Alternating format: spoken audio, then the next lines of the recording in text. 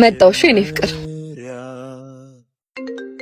አንቺን ሳገኝ ስሜ የኔ ፍቅር ዛሬ ነው አይደል ሶፋና ፍሪጁን የምናየው? እንደ ቀልድ የቤቱን ዕቃ ሞላ ነው አይደለ? ሄሎ ማን አንተ?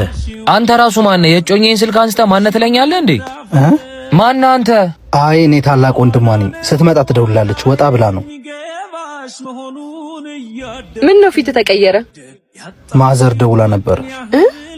እውነት? ቶ በቃ በኋላ ደውልላታለሁ። ለምን ግን? ምን በደልኩሽ?